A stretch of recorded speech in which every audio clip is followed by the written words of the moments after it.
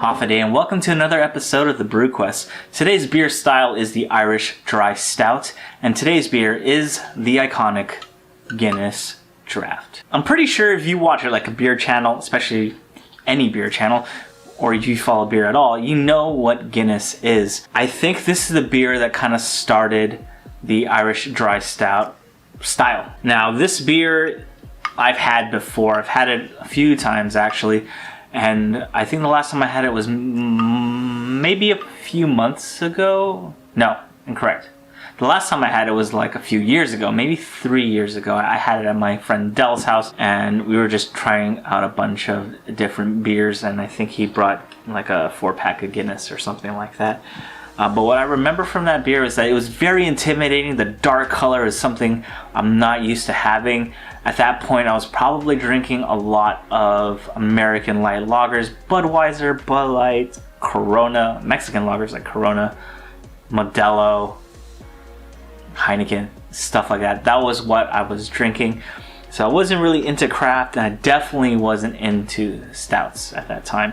For what I remember, I thought it was a good beer. Guinness always comes on nitro. Well, not always, but every time I've had it, it's been nitrogenated somehow, maybe in a can or in a bottle. So one of the bigger differences that I've seen from like Irish dry stouts to like imperial stouts is 1, ABV, and 2 is like ingredients. I think the Guinness uses unmalted barley, or I think unmalted roasted barley, so they can get that color, but the barley doesn't really add any fermentable sugar to the wort, so the ABVs tend to be lower, around the 4.5 range. At least you'll see it on the stat card that I'll put up, usually right before the pour. It's going to be very easy to drink, I think, sessionable, but I'm not too sure. I haven't exactly dove super deep into Irish stouts, only because the main one I see is Guinness, and I'm pretty sure it's really well recognized at this point, and this is not really a new style for me, but I'm gonna try one again. I haven't had one in a while, so it's gonna be interesting to see what I think, especially when I compare it to like super thick Imperials. And this, I think I just had a stout not so long ago. I think the Left Hand Milk Stout. So let's go see how this actually compares to everything else. Let's pour it out. Let's check out the nitro, and I'll be right back after the pour.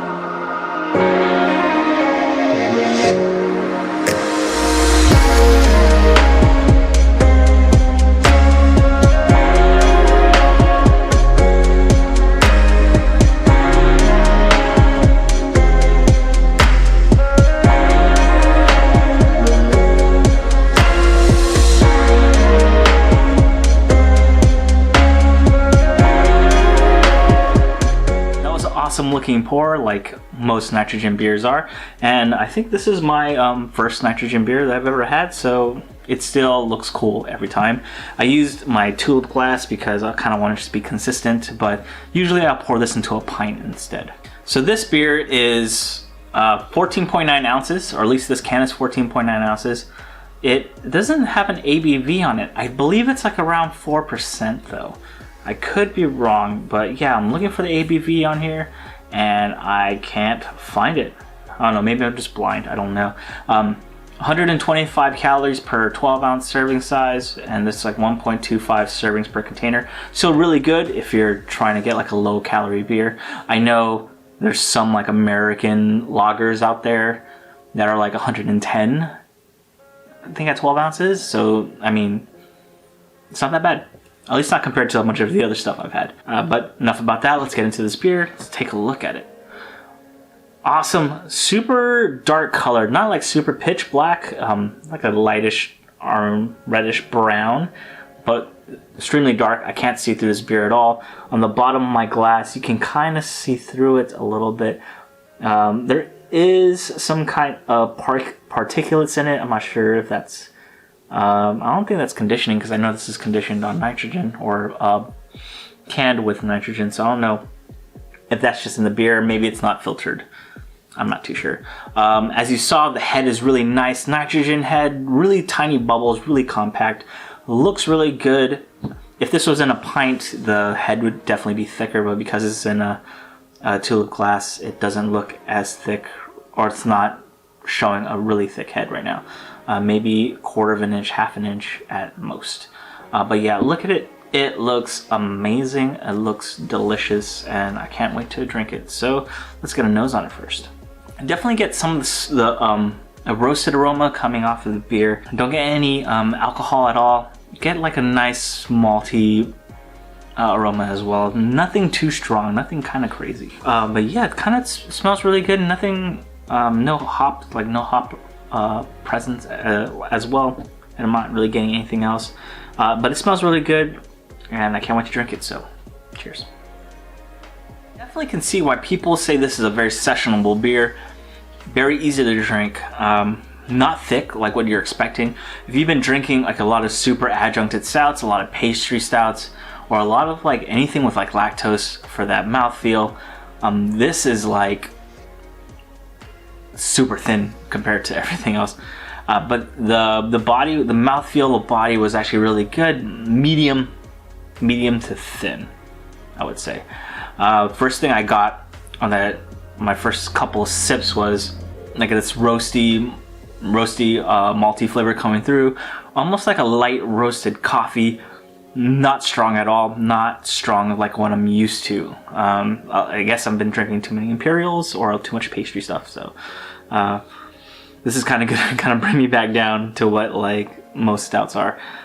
But yeah, I got a lot of nice pleasant light roastiness coming through. Bitterness was not really there at all. Mouthfeel was great because of the nitrogen. I'm not sure if it's because this beer has been kind of sitting for a little bit. I don't remember when this was bottled, or I'm sorry, I don't know when this was canned, but I'm getting something a little weird, like not necessarily metallic, but something sort of similar. It's very, like, to me, it just tastes like watered down. I think that's the closest thing I can say. So like a watered down milk stout, if that makes any sense. So definitely not great, right? But like, yeah, like there's this like slight sour, metallic-y kind of thing going on. And I don't know if it's because the can's old, because obviously I don't know when this was canned. And I think I've had this for a few months already, so I don't know if I'm supposed to be drinking this as fresh as possible. It's not my favorite stout style, I'm gonna say that. So with that being said, where am I gonna put it? It's okay. Like I said, I like the roastiness of most stout styles, but this one is different. I don't like the watered down taste and that sour metallic taste. So this is gonna, yeah, I'd rather drink an Imperial, to be honest, but I actually might want an IPA more than this. It's kind of funny. I'm gonna put this kind of low. This is gonna be coming in at 34, right underneath the American IPA, only because that sour metallic kind of taste kind of ruins it for me. I can deal with bitterness if I don't have that residual taste on my tongue. Like, I'm okay with that part. This is more unpleasant than bitterness. So it's gonna go right below the American IPA, right above the Belgian Quad, because I wasn't really into the Quad. That's where it's gonna be at number 34, the Irish Dry Stout. Now, because it's low, if this is your favorite style, it doesn't mean the beer is bad or the style is bad, it just means it's not my style. That being said, thank you very much for watching this episode of the Brew Quest. If you liked the episode, please leave a like down below. Subscribe if you haven't, and I will see you on the next episode.